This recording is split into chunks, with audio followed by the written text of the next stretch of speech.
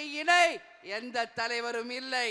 நமது தேசிய முற்போக்கு திராவிட கழகத்திற்கு இணை எந்த கழகமும் இல்லை. நம்ம தலைவர் எங்கும் போல நம்மளுடைய கோயம்பேடு அலுவலகத்தில் நம்ம தலைவர் விதைக்கப்பட்டிருக்கிறார். அவர் புதைக்கப்படவில்லை. தலைவர் அவர்கள் விதைக்கப்பட்டிருக்கிறார். அதனால சொல்றேன், இன்றைக்கு நான் நேத்துல இருந்து சென்னையில இருந்து வரும்பொழுது வரைக்கும் நான் பார்க்கிறேன், தமிழ்நாடு முழுக்க இன்னைக்கு கொடிகள் அமைத்து, பேனர்கள் அமைத்து, பேட்ஜ் அமைத்து, எங்கு பார்த்தாலும் வழி நடுக்க வரவேற்பு கொடுத்து, இன்றைக்கு நீங்கள் அனைவரும் சொந்தமாக வாகனங்களை வைத்து நீங்களே உணவு கொண்டு வந்து இன்னைக்கு இந்த மாநாட்டை சிறப்பிச்சிருக்கீங்கன்னா, தமிழ்நாட்டில் தேசிய முற்போக்கு திராவிட கழகத்திற்கு இணை வேறு எந்த கட்சியுமே கிடையாது. வேற எந்த கட்சியிலாவது இது நடக்குமா?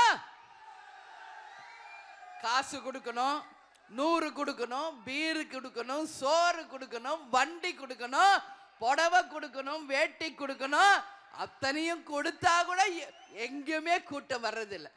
ஆனா எதுவுமே கொடுக்காமல் கேப்டன் என்ற ஒற்றை சொல்லுக்கு அந்த அன்புக்கு வந்தவர்களாகிய உங்களை நான் இருகரம் கூப்பி இந்த நேரத்தில் வணங்குறேன். ஏதோ 20 வருஷம் ஆயிடுச்சு இந்த கட்சி அவ்வளவுதான் அப்படின்னு பேசின அத்தனை பேரும் இன்னைக்கு பாசார் கிராமத்தை பாருங்க. ஆல்மோஸ்ட் 9:30 இங்கிருந்து பார்க்கிற கடை என் கண் பார்வை தெரியும் வரை வெறும் தலைகள் தான் தெரிகிறது. எல்லாம் சொந்த காசு செலவு பண்ணி அவங்களே வண்டி வச்சு சாப்பாடு வச்சு இன்னைக்கு வரைக்கும் வருகிறார்கள் என்றால் அதுதான் கேப்டன் தொண்டர்கள், அதுதான் தேசிய முற்போக்கு திராவிட கழகம். இதற்கு இணைய வேற எந்த கட்சியாவது காமிக்க முடியுமா? ஒரு உதாரணம், ஒரே ஒரு உதாரணம் காமிக்க முடியுமா? அதனால சொல்ற, தேமுதிகவை பற்றி ஏளனமா பேசுறது, தரக்குறைவா பேசுறது, அது எந்த கொம்பனா இருந்தாலும் சரி, எங்க நாங்க பேச தேவையில்லை, எங்க தொண்டர்கள் போதும் உங்களுக்கு பதிலடி கொடுத்து உங்களை தவிடுபொடி ஆக்குவார்கள் என்று. கேப்டன் இந்த கட்சியை ராணுவ கட்டுப்பாடுக்கு இணையா வளர்த்திருக்கார்.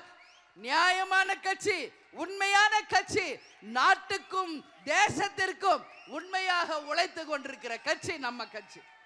அதனால இந்த கட்சியை பார்த்து யாராவது தப்பா பேசுனீங்கன்னா நான் சொல்றேன், கடவுள் என்று ஒருத்தர் இருக்கிறார், நிச்சயமாக எங்க தொண்டர்கள் வழியில் உங்களுக்கு பதிலடி கிடைக்கும் என்பதை இந்த நேரத்தில் நான் சொல்ல கடமைப்பட்டிருக்கேன்.